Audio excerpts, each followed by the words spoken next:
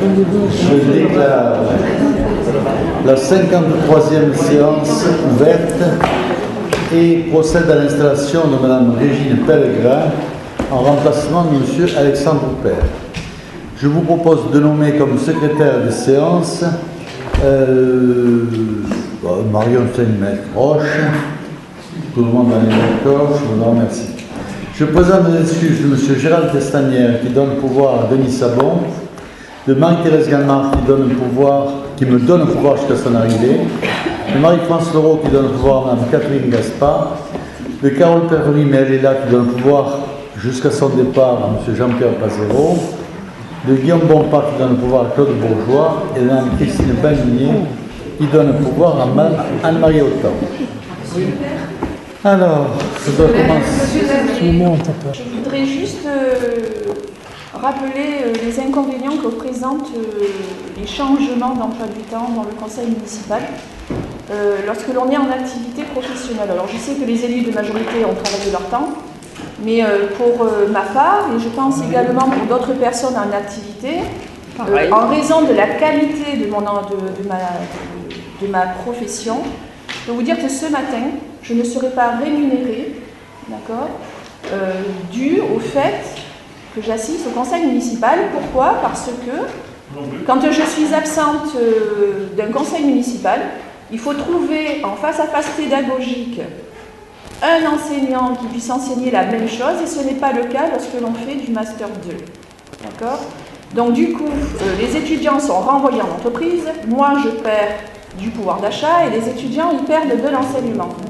Donc je pense qu'au regard du contenu des délibérations, il n'y avait rien d'urgent à décaler d'au moins une semaine pour qu'on puisse laisser le temps de réorganiser au sein des entreprises le travail.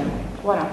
Et je pense que 9h du matin, c'est aussi un cas pour vous, ou un argument, de ne pas faire siéger l'opposition en activité professionnelle. Voilà, je vous remercie. Alors, information pour le conseil municipal du 24 septembre 2019 sur les mises à disposition.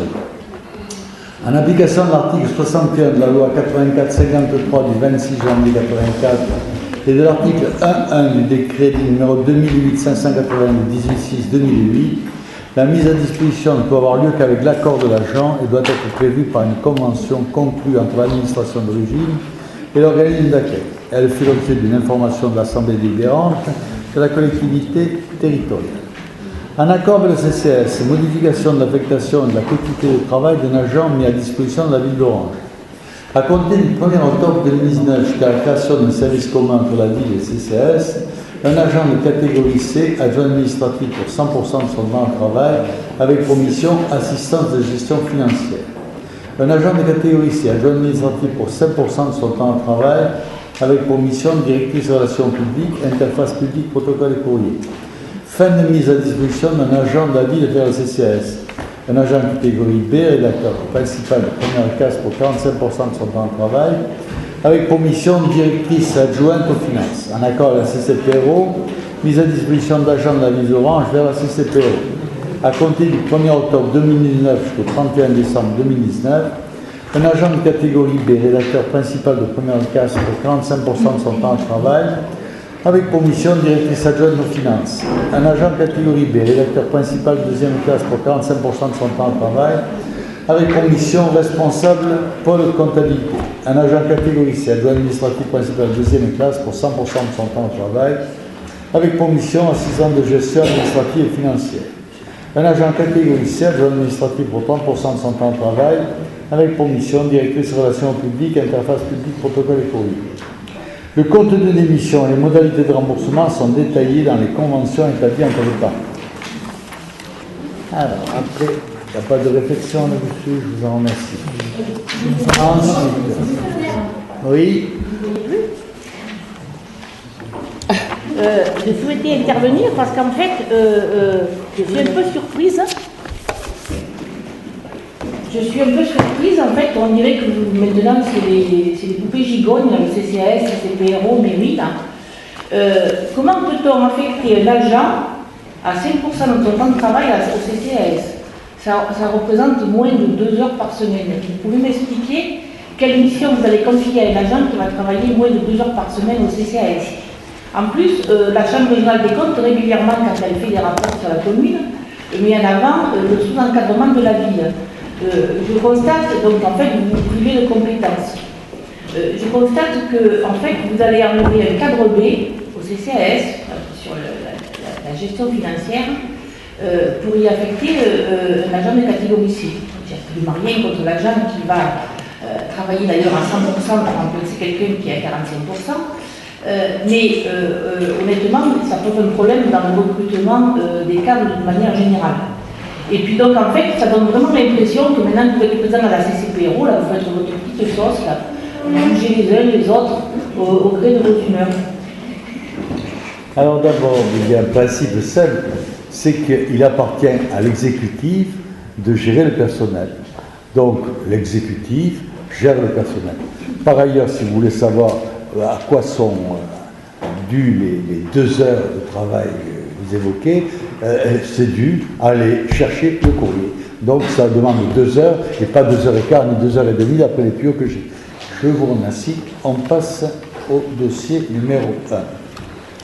Orientation d'aménagement et de programmation numéro 3, dite du Grenouiller, au plan local d'urbanisme, acquisition de la parcelle cadastrale section BL numéro 37, 6 chemin de Piradelle, appartient à M. Frédéric Aubertilly. Alors, en résumé, il s'agit d'un terrain qui est à côté de la piscine et sur lequel il y avait un camion qui servait d'habitation, toutes choses qui sont embêtantes. Et nous, ce terrain, il était utile qu'il soit acheté par la mairie compte tenu de sa proximité avec la piscine. Donc, c'est cette transaction que nous vous proposons. Il vous est donc demandé de décider d'acquérir la parcelle cadastrale section BL numéro 37 d'une contenance de 486 mètres carrés, 6 chemin de Kéradel, appartenant à M. Frédéric Aubertilly aux conditions susmentionnées. Dire que conformément aux dispositions de l'article 1042 du Code général des impôts, la dite transaction est exemptée des droits de mutation et autorisée, M. le maire, à signer toutes les pièces inhérentes à ce dossier. Si vous avez des questions, allez-y. Monsieur le maire, j'ai une question à vous poser. Comment a été évalué le prix d'achat de ce terrain qui est vraiment minime, c'est-à-dire 2 euros le mètre carré? On va pas vendre. Je comprends bien que c'est une question importante. Je pense que c'est... Mais vous me laissez vous répondre, non? Vous avez la maladie, vous avez déjà contracté la maladie? Il faut être raisonnable. Vous me posez des questions, je réponds. Hein, c'est ça quand on est correct. Hein? Bon, alors donc, vous me posez des questions, je vous y réponds. C'est sûrement l'estimation des services fiscaux, mais je suis sûr, vous donner des précisions importantes. Oui, c'est le prix du secteur. C'est les prix du marché du secteur, c'est une zone inconstructible, une zone voilà, qui est réservée à des équipements de loisirs de plein air. Donc la parcelle qui était juste au-dessus, c'est vendue à 2 euros le mètre carré. On l'a préempté dans le cadre du même motif. Donc c'est le prix du secteur. Et cette règle, on l'applique systématiquement à tous nos achats, parce que d'ailleurs c'est la loi. Mais il faut que beaucoup s'en affranchissent. Nous ne nous en affranchissons pas. Oui. Je vous remercie. Je vois que vous êtes en forme, mais faites attention, il y a encore tout le conseil à se faire.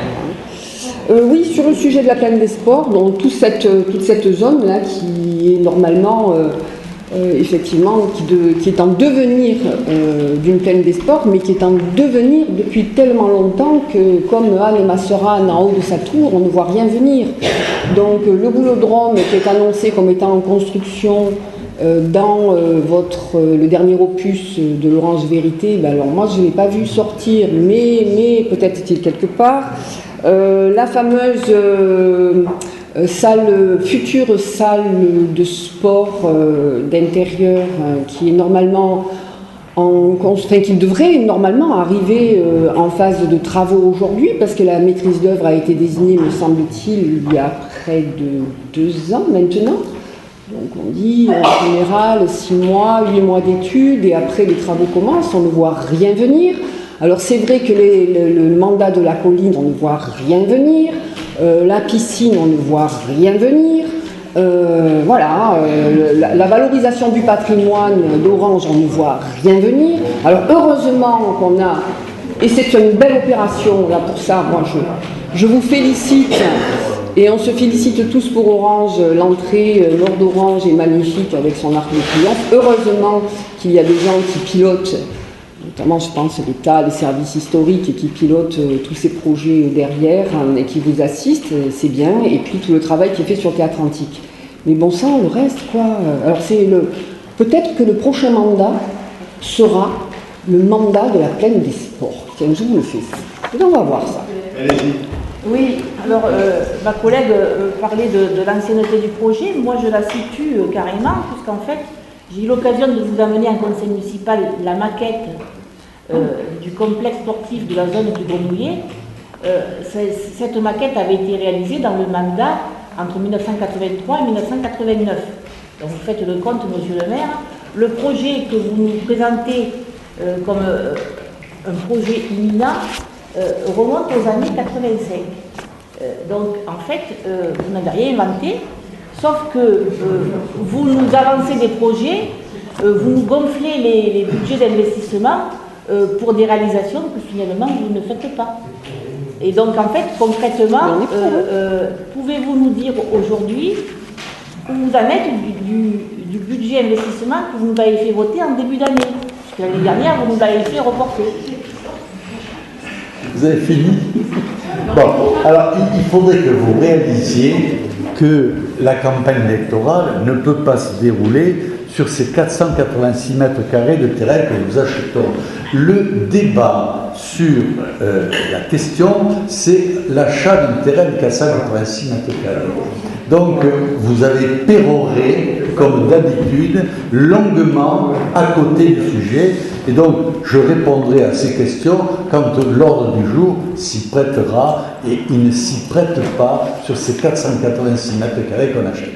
Hein, et c'est vrai que si, au lieu de faire du cinéma, on travaillait ce qui vous est présenté, les choses iraient beaucoup plus vite, et je pense que tout le monde s'en porte très bien. Et d'ailleurs, cela permettrait peut-être de régler les horaires d'assemblée évoqués hors sujet, parce que si on travaillait normalement, les choses se passeraient autrement. Les conseils municipaux dureraient sûrement moins de temps, et on pourrait peut-être les loger ailleurs que là où on est obligé de les loger, compte tenu de ce qu'ils sont. Donc faites votre mea culpa et les choses avanceront.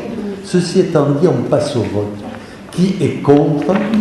Qui s'abstient? Oui, je suis bien content. Et qui est pour? Le dossier est adopté. Je vous en. Mais même pour voter, vous ne votez pas comme il faut. Dossier numéro 2. Quartier Fourchevieille, rétrocession foncière par la société HLM, le nouveau logis provençal, au profit de la ville en vue du classement dans le domaine public communal. Alors il s'agit de quelques reliquats de terrain qui auraient dû être classés déjà depuis longtemps. Cette régularisation est tardive, mais on vous la présente maintenant. Il vous est donc demandé de décider d'acquérir les parcelles cadastrées section AD numéro 14, 20, 28 et 36, 6 quartier Fourchevieille, appartenant à la société HLM Le Nouveau Logis Provençal, CDC Habitat Social, domicilié 22 allées Ré-Gracie à Marseille, aux conditions précitées. Décider les classements dans le domaine public communal des dites parcelles, dire que conformément aux dispositions de l'article 1042 du Code général des impôts, modifié par l'article 21 de la loi de finances 1983, la dite transaction est exemptée de droit de mutation et autorisé, monsieur le maire, à signer toutes les pièces inhérentes à ce dossier. Oui. Monsieur le maire, je suis favorable à ce dossier, mais je me pose la question parce qu'en fait, dans le quartier de Fourchevieille, il y a d'autres zones qui appartiennent à Grand Delta. Je pense en particulier à la partie, au stationnement qui est derrière l'immeuble de la rue Pascal, ou ceux qui sont du côté de la rue Pierre-Ronsard, qui sont dans un état particulièrement dégradé. Et donc en fait, si vous faites cette opération de récupération de terrain appartenant au nouveau logis provençal, Je pense qu'il serait bien qu'il y ait la même opération qui soit faite avec Grand Delta pour qu'on puisse envisager un projet de rénovation de l'ensemble de la voirie du quartier de Fourchevieille.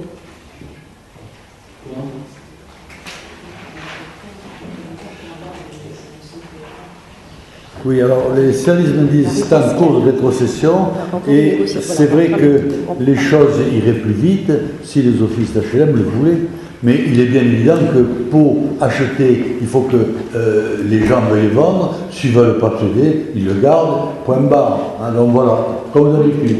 On passe au vote, on ne va pas voter comme ça, on passe au vote. Qui est contre, qui s'abstient, qui est pour, le dossier est adopté, je vous remercie, dossier suivant. Constitution d'un nouveau groupement de commandes entre la CCPRO et les communes de Châtelain-du-Pape, Courthézon, Jonquière, Orange pour la fourniture de services téléphonie mobile, signature de la convention. Bon, le titre dit tout le contenant. Hein.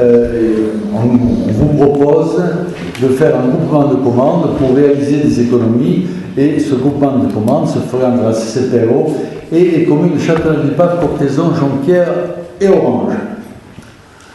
Il vous est donc demandé d'approuver la convention constitutive du groupement de commandes désignant CCPRO coordinateur du groupement et l'habilitant à attribuer, signer et notifier les marchés publics selon les modalités fixées dans cette convention. Autoriser M. le maire à signer la convention constitutive du groupement de commandes ainsi qu'à prendre toutes les mesures nécessaires à l'exécution de la présente délibération.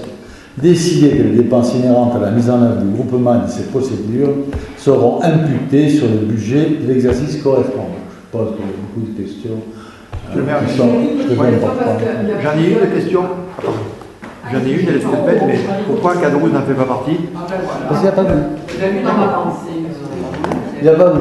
Hein, c'est son droit, il n'a pas le droit. Autre question? Pas de question? On passe au vote. Qui est contre, qui s'abstient, qui est pour, le dossier est adopté, je vous remercie. Dossier numéro 4. Prestation d'assurance pour les besoins de la ville, année 2015 à 2019, modification des marchés et des lieux. Alors, c'est toujours pour faire de la mise en commun, du travail en commun.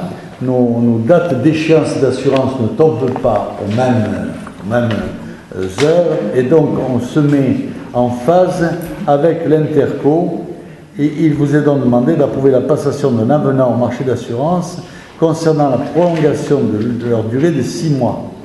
Préciser que cette dépense estimée à 135 000 € sera inscrite au budget de la ville et autoriser M. le maire à signer toutes les pièces afférentes à cette modification.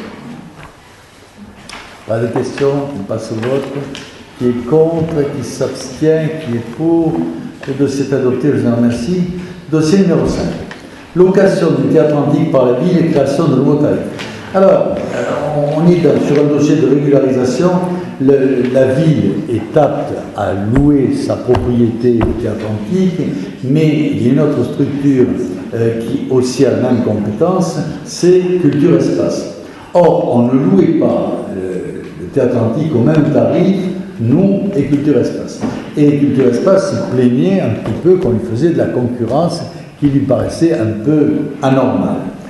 On a été sensible à sa demande et donc ce que je vous propose, c'est de nous aligner sur les tarifs de Culture Espace de manière que la location du théâtre antique soit la même, que ce soit compte tenu que c'est les mêmes locaux, avec les mêmes prestations. On vous propose d'aligner nos tarifs sur ceux de Culture Espace. Est-ce que vous avez des questions? Moi, j'ai juste une remarque à faire. J'ai pris le compte de résultats de Culture Espace de 2018 que vous nous avez transmis. Et en termes de location, j'ai qu'une recette de 4 000 €. Dans le compte de résultats de Culture Espace. Donc ça veut dire qu'à prix bas, on ne fait qu'une seule location, puisque c'était le prix, tarif appliqué par Culture Espace, donc cocktail, dîner, spectacle, concert, 120 à 200 personnes.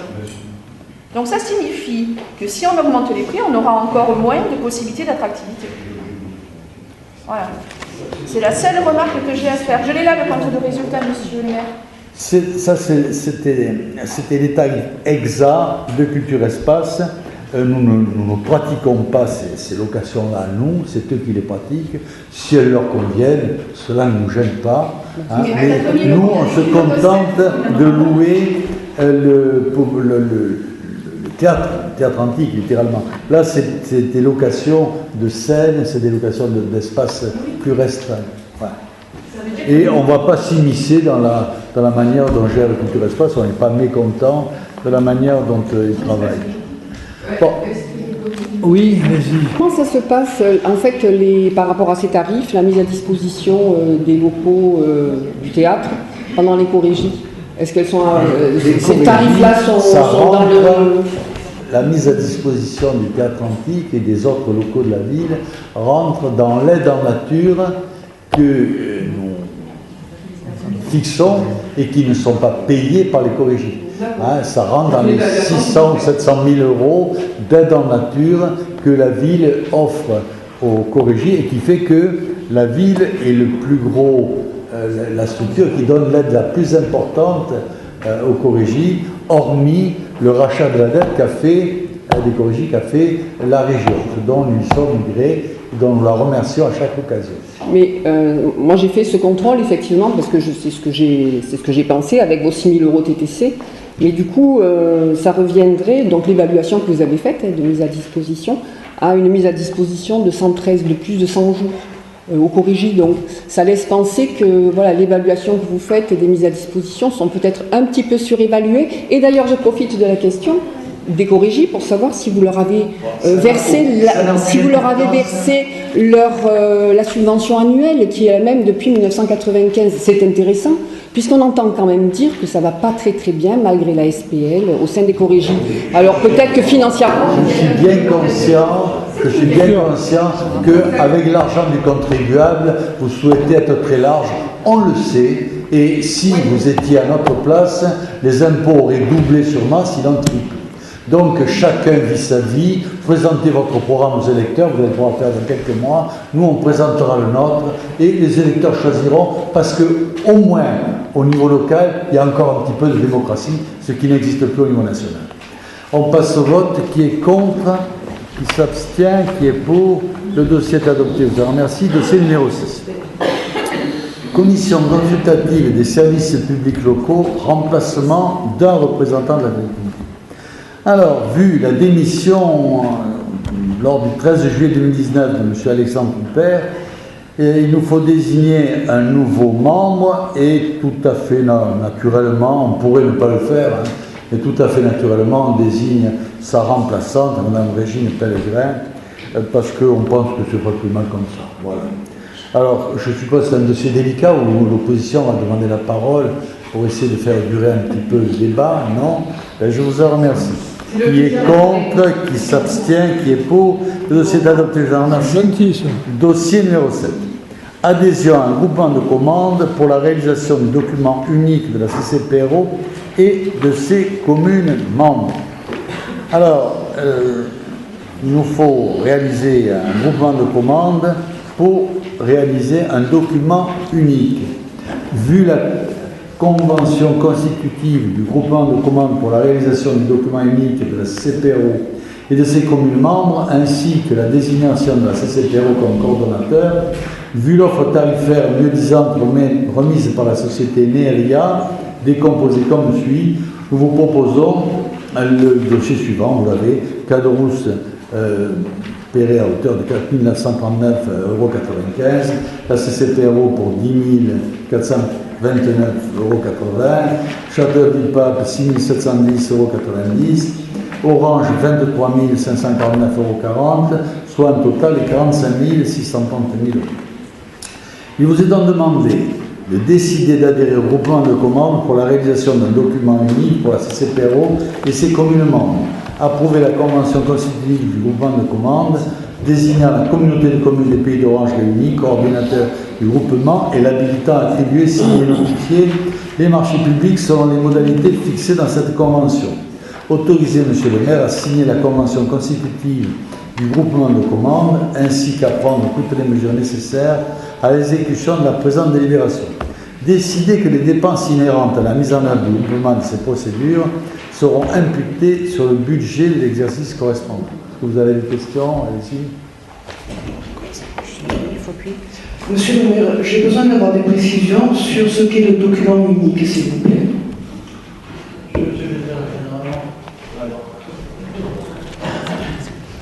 Alors c'est un document obligatoire au niveau de l'hygiène et la sécurité des conditions de travail des salariés de l'ensemble des collectivités. Alléluia. On passe au vote ou vous avez encore des questions? On passe au vote. Qui est contre? Qui s'abstient? Qui est pour? Le dossier est adopté, je vous en remercie. Dossier numéro 8. Marché de travaux d'aménagement de l'avenue de l'Argent-Sol, groupement de commandes entre la ville d'Orange et la CCPRO, montant à engager pour le lot 4 espace vert. Vu la délibération numéro 380-2019 du 28 juin 2019 portant sur l'approbation d'une convention de groupement de commandes entre la ville d'Orange et la CCPRO, marché de travaux d'aménagement de l'avenue de l'Argent-Sol à Orange, vu le rapport de présentation remis à l'issue de la consultation du contrôle de la légalité, considérant l'estimation totale du marché non dépassé dans sa globalité et les résultats obtenus pour chacun des lots, notamment par lot 4, espace vert, compétence ville, il s'avère qu'à l'issue du rapport d'analyse soumis à la CRO, si le montant total des offres est resté inférieur à l'estimation globale de la consultation, le montant moyen des offres remises pour le lot 4 a dépassé celui estimé par la maîtrise d'ouvrage pour le lot 4, soit 133 000 € hors taxe. Compte tenu qu'un groupement de commandes a été passé pour cette opération entre la ville d'Orange et la CCPRO et que chaque membre gère sa part financière de manière autonome, il convient d'informer les membres du conseil municipal du nouveau montant engagé pour ce lot.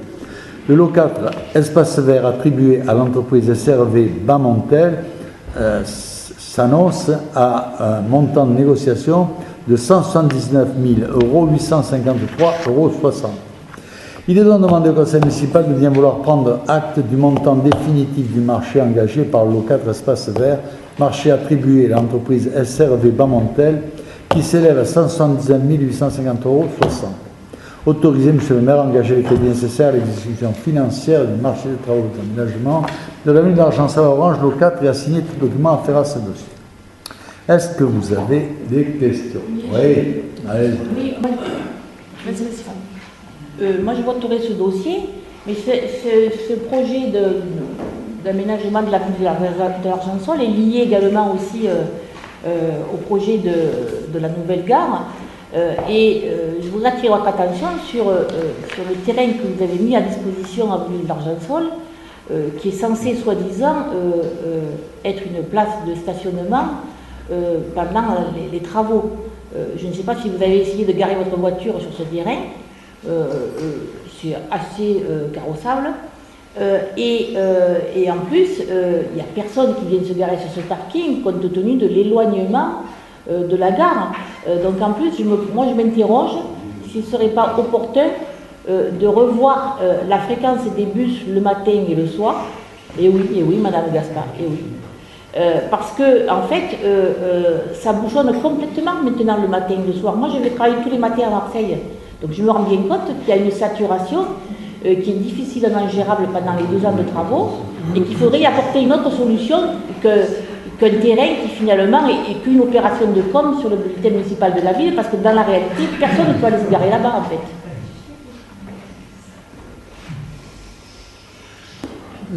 L'adjointe responsable méprise un peu le dossier, vos propos. Bon, c'est vrai que dans l'urgence, il nous a paru intelligent d'offrir aux gens qui perdaient du parking sur les voies qui sont travaillées, de leur offrir un dépannage. Alors bien sûr, rien n'est parfait. Hein, et un dépannage n'est qu'un dépannage. On aurait pu s'en foutre. Hein, on ne s'en est pas foutu, on a regardé ce qu'on pouvait faire et on a sorti de notre chapeau quelque chose qui nous paraissait intelligent. Et d'après ce que l'on me dit, je ne suis pas allé voir, c'est vrai, mais d'après ce qu'on me dit, ce parking est utilisé. Pas beaucoup. Il y a 3 ou 4 voitures qui se garent, il n'y a pas beaucoup. 3 voitures, pour les mêmes. Bon, et parce qu'il y a 3 voitures, vous voudriez qu'on mette 2 ou 3 quarts de plus. Est-ce que c'est bien raisonnable? Est-ce que c'est bien raisonnable? Pour vous peut-être, pour moi non. Si ce parking est peu utilisé, c'est que le besoin est léger. Ceux qui l'utilisent doivent en être contents, et ceux qui n'en ont pas besoin ont bien raison de ne pas l'utiliser. Mais pourquoi vouloir monter une usine à gaz quand il n'y a pas de problème? Parce qu'en fait, pour le moment, il n'y a pas de problème. Il pourra y en avoir dans le déroulement des travaux. S'il y a un des problèmes qui sautent au niveau au cours des travaux, eh bien les gens pourront toujours aller se mettre là. C'est un potentiel. Il y a un autre dossier qui est similaire et que je livre à votre réflexion. Sur la sortie sud d'Orange, sur la sortie d'Avignon. Il y a une structure de formation qui amène des troubles de parking, qui polluent le parking de tout le quartier. On a mis un parking à leur disposition. Certes, il y a 100 mètres à faire à pied. Bon, si les gens ne veulent pas faire 100 mètres à pied, ben, ils ne font pas 100 mètres à pied, mais ils seront verbalisés. On essaye de trouver des solutions, les gens les utilisent, s'ils les utilisent, tant mieux pour eux, s'ils ne veulent pas les utiliser, tant pis pour eux. L'irresponsabilité, ça existe et c'est développé par notre société. Nous, tenant compte de tout ça, on fait ce que l'on peut de notre mieux.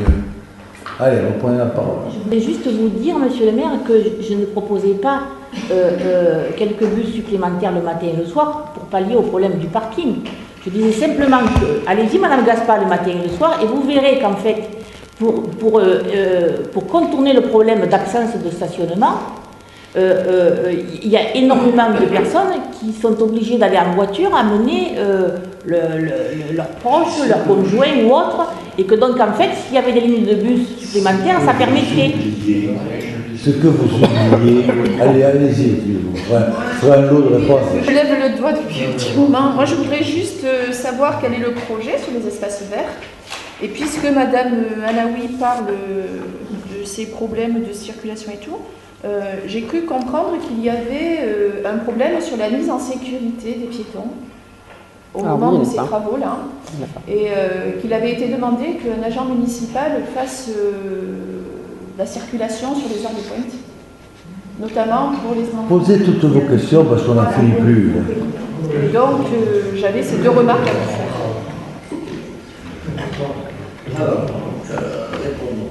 Monsieur le maire, excusez-moi, j'avais une dernière question à vous poser.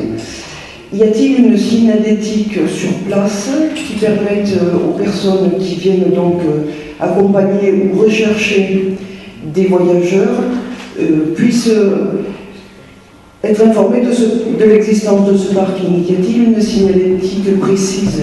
Merci. Bon, alors, les questions seront finies sur ce dossier. Je vais vous y répondre parce qu'on peut y passer la matinée. On peut y passer la matinée. On va chercher les promesses faites en 1987 par l'équipe, je crois que c'était...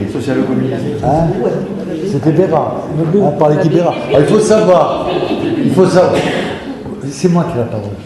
Il faut savoir que l'équipe Béra était drivée par un monsieur de qualité, monsieur Solino, à qui je rends hommage, et monsieur Solino avait dit qu'en l'an 2000, il y aurait 100 000 habitants à Orange. Là, il s'est un peu trompé. Dieu merci d'ailleurs, Dieu merci. Parce que s'il y avait 100 000 habitants à Orange, la qualité de la vie ne serait pas la même. Donc, prévoyant, il était architecte, et prévoyant qu'en 2000, il y aurait 100 000 habitants à Orange, il avait fait un plan de développement intelligent sur toute la ville d'Orange. Il avait prévu tout ce qu'il voulait faire. Et effectivement, quand nous sommes arrivés, nous avons pioché dans ces projets qui étaient intelligents. On a pioché.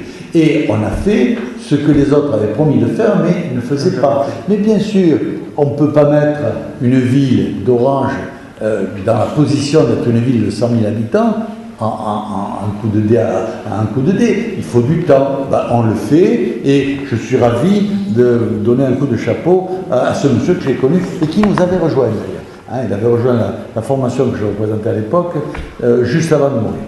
Voilà. Alors, après, la signalisation. On a fait distribuer dans tout le quartier des flyers, hein, je cherchais le mot, des flyers pour indiquer ce parking. Hein, donc la cible, c'est les utilisateurs de la gare. Donc tous ceux-là ont eu un flyer sur leur voiture et normalement savent que la chose est là. Quelle est la question que vous posez? Il y a trop d'autres questions qui étaient posées. Alors, on n'a pas eu, il ne m'est pas remonté jusqu'à moi. Et si vous parlez en tant que moi, c'est difficile à vous entendre. Il y a quelqu'un qui me parle. Je n'ai pas eu de remontée d'inquiétude et je n'ai pas eu de remontée de fonctionnaires appelés à faire la police. Donc c'était sûrement sur une autre planète que ça s'est passé, pas ici en tout cas. Qu'est-ce qu'il y a encore? Le plan, écoutez, le plan, si quelqu'un a le plan dans sa poche, je veux bien qu'il en parle, mais Canupi est parti, mais on n'a pas de plan dans notre poche pour vous expliquer ce qui se passe. En tout cas, l'entreprise CRV Bamontel est la mieux disante, et si on ne l'avait pas prise, on relançait les travaux de 6 mois. On a fait une réunion publique, il fallait venir à la réunion publique, voilà. Les services sont assez mécontents de votre manque d'assiduité. Bon, on passe au vote. Qui est contre, qui s'abstient, qui est pour. Ce dossier est adopté à l'unanimité, ça justifiait ces longues explications. Approbation, dossier numéro 9. Approbation d'une convention de mouvement de commande entre la ville d'Orange, le CCS de la ville d'Orange et le CCS de la ville de Bolène pour acheter des colis de Noël. Alors c'est un dossier délicat, sensible, qui a pour objectif de nous faire avoir les meilleurs prix pour nos colis du 3e âge. Il est donc demandé d'approuver d'une part la constitution d'un groupement de commande de la commune d'Orange, le CS de la ville et celui de la ville de Bolène pour l'achat de colis de Noël, et d'autre part les termes de la convention. Autorisez M. le maire à signer la convention constitutive du groupement de commande ainsi que tous les documents afférents à ce dossier. C'est un dossier délicat, mais je suis content qu'il y ait une demande de prise de parole. Oui, monsieur le maire, puisque vous nous avez présenté d'autres dossiers de groupement de commande, je suis surprise en fait que vous ne nous proposiez pas que le groupement de commande concernant les fournitures de colis de Noël puisse se réaliser avec les communes de la CCPRO. Ça aurait été beaucoup plus logique que d'en faire une affaire familiale. Je ne sais pas ce que vous avez contre la famille. Vous devez avoir un reliquat familial important, mais cela vous regarde, cela ne me regarde pas. Bon, alors, je vais vous faire une révélation. Si les autres communes de l'Interco ne se lient pas à nous, c'est parce qu'ils ne font pas de colis de Noël 3e âge. Mais ça, je pense que je n'avais pas à vous le dire dans le dossier et je n'oblige pas la presse à s'en faire écho. Et j'ajoute que les colis de Noël, c'est quelque chose que j'ai inventé. Et ça rentre d'ailleurs dans vos reproches qui me disent que je fais beaucoup pour les personnes âgées. Oui, j'ai plaisir à faire beaucoup pour les personnes âgées parce qu'à l'époque, les personnes âgées travaillaient toutes et que donc elles ont fait le pays dans lequel nous sommes, ce qui sera peut-être pas vrai pour les jeunes couches qui n'ont pas beaucoup de travail et qui vivent dans une situation de plus en plus précaire. Alors après ce dossier délicat, ces questions délicates familiales, on va passer au vote. Qui est contre? Qui s'abstient? Qui est pour? Le dossier est adopté, je vous en remercie. Dossier numéro 10. Alors, vu la délibération du conseil municipal en date 2, considérant qu'il convient de modifier le règlement intérieur concernant l'expression des élus en période préélectorale, l'article L52.1 alinéa 2 du Code électoral dispose: à compter du premier jour du 6e mois précédant le mois au cours duquel il doit procéder à des élections générales, aucune campagne de promotion publicitaire des réalisations ou de la gestion d'une collectivité ne peut être organisée sur le territoire des collectivités intéressées au scrutin. Alors, pour faire tout ça, il est donc demandé de modifier le règlement intérieur du conseil municipal, article 6, deuxième numéro 2, expression des élus, afin de préciser que dans le bulletin municipal, la tribune des élus, que ce soit celle de la majorité ou celle de l'opposition sera suspendue jusqu'au 23 mars 2020, ainsi que l'édito du maire. De même, tout comme la publication ou le maintien à disposition du public de l'ensemble des communications, dont la finalité est soit l'obtention des suffrages des électeurs, soit la promotion des réalisations ou de la gestion de la municipalité. Il est donc demandé au Conseil municipal de bien vouloir décider de modifier le règlement intérieur du Conseil municipal, article 6, deuxièmement, expression des élus dans le sens indiqué au motif de la présente délibération. Autoriser M. le maire et son représentant à prendre toutes les mesures d'exécution de la présente délibération et signer tout document afférent à ce dossier. Alors, je suppose que vous avez besoin. Allez-y. Oui, il n'y avait rien qui vous contraignait à suspendre le bulletin municipal, en fait. Ça ressemble à une opération de com. D'un coup, vous vous mettez en congé de bulletin municipal pour mener à bien votre campagne. D'autant que vous avez édité un bulletin municipal au mois d'août, ce qui est complètement inhabituel, et qui a été diffusé en septembre, en fait. Donc, en fait, vous avez joué là, août, septembre, à cheval, on publie en août, on distribue en septembre, donc vous avez quand même marché sur la date limite du 1er septembre, et maintenant vous nous faites une petite opération de com, d'un coup vous devenez neutre, vous allez, voilà. Donc en fait, c'était pas nécessaire, cette déclaration n'était pas nécessaire. On est vide. Ok, on est bien. Ça y est, c'est fini? Non. Allez. En fait, ça vous emmerde qu'on puisse parler, qu'on puisse être lu quelque part. C'est un truc que vous ne pouvez pas avaler.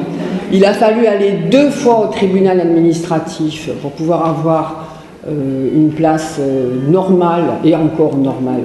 Ça mériterait là aussi d'être analysé. Donc les tribunes que l'on fait passer, que ce soit sur Internet ou sur le journal, vous ne les supportez pas parce que quand même ça dit quelques petites vérités, bien sûr, qui vous dérangent. Je pense qu'il n'y a pas tant de monde que ça qui le lit. Vous devriez être rassurés. Les gens regardent plus vos photos parce qu'il y en a beaucoup dans la revue municipale. Alors je ne sais pas si ça trace vraiment l'activité, la vitalité de la ville, j'en doute. Mais voilà, en gros, ça vous ennuie très très beaucoup. On vous a sollicité pour acheter à la mairie, à la bibliothèque de la mairie, je ne sais pas si ça existe d'ailleurs, un bouquin qui vient d'être édité justement sur le droit d'expression des élus dans les communes. Écoutez, vous devriez peut-être le regarder de près pour voir si vous êtes bien dans les clous. Alors rassurez-vous, c'est la fin du mandat. Pour ce qui nous concerne, on n'ira pas au tribunal administratif, on a vraiment d'autres choses à faire et surtout on trouvera d'autres moyens pour pouvoir être entendus et que les Orangeois lisent, comprennent, entendent ce que l'on a à dire et ce que vous nous empêchez de dire depuis des lustres. Mais c'est pas grave. Je suis un peu désolé, c'est à moi de répondre. Je suis un peu désolé qu'il y ait si peu de spectateurs. Parce que s'il y avait un peu plus de spectateurs, d'abord ils éclateraient de rire en disant qu'on vous empêche de parler. Ensuite, le fond du problème, c'est qu'on a eu pitié de vous. On a eu pitié de vous, et je vais vous dire pourquoi. Parce que vous avez tout éclaté. Tout est éclaté. Il y a trois listes politiques qui sont là représentées. Ces 3 listes politiques, elles sont complètement éclatées. Je le vois, chacune a rejoint d'autres groupes que le groupe pour lequel ils étaient élus. Tout ça confine au ridicule, et c'est pour vous éviter ce ridicule, parce que comment on aurait compté vos espaces, sachant que vous êtes tous dans d'autres partis, ou presque tous dans d'autres partis que les listes vous avez. Comment on aurait fait le partage? Alors, on a voulu simplifier tout ça. En plus, nous immolons, en quelque sorte, notre campagne sur la vôtre, parce qu'on avait beaucoup plus d'espace, on sacrifie beaucoup plus d'espace que l'espace qu'on nous sacrifie. Vous vous êtes d'ailleurs plaint constamment que la loi n'était pas en votre faveur. Je ne peux rien si elle n'est pas en votre faveur. Et là, on utilise la loi contre notre intérêt pour vous éviter le ridicule, que l'on sache dans quelle rubrique on ouvrait. Alors, si vous aviez été intelligent, je crois que vous seriez pu, ça vous aurait évité qu'on vous rappelle la vérité. On passe au vote. Qui est contre? Qui s'abstient? Qui est pour? Le dossier est adopté, je vous remercie. Et je passe la parole à Denis Sabon. Révision du tableau des effectifs du personnel arrêté au 1er octobre 2019. Conformément à l'article 34 de la loi du 26 janvier 1984 modifiée, susvisée, les emplois de chaque collectivité sont créés par l'organe délibérant. Il appartient donc au conseil municipal de fixer l'effectif des emplois à temps complet et non complet nécessaires au fonctionnement du service, même lorsqu'il s'agit de modifier le tableau des effectifs ou permettre des avancements de grade. Vu la délibération du conseil municipal en date du 28 juin 2019 portant modification du tableau des effectifs, vu la vacance d'emploi en date du 21/01/2019 déclarant la création d'un poste de catégorie A, vu l'avis rendu par le jury en charge du recrutement d'un directeur adjoint aux ressources humaines, considérant les besoins de la direction des ressources humaines de recruter un directeur adjoint aux ressources humaines pour assurer la relève de la directrice des ressources humaines qui fera valoir ses droits à la retraite en 2020. Le tableau des effectifs joint à la présente tient compte des entrées et sorties d'agents depuis le 1er juin 2019, de la création d'un poste de directeur territorial pour le recrutement d'un directeur adjoint à la direction des ressources humaines en prévision du départ à la retraite de la directrice en 2020. Il est donc demandé au conseil municipal de bien vouloir adopter les modifications du tableau des effectifs si annexés. Y a-t-il des questions? Oui, monsieur l'agence. Attendez, après l'autre. Oui, je voterai cette délibération. Et puis, je vous pose une question, puisque vous êtes adjoint au personnel. Puisque j'ai réussi un concours de catégorie A, est-ce que si je présente ma candidature à ce poste, vous m'aborderez avec bienveillance? On regarde tout, madame. Et toujours avec bienveillance.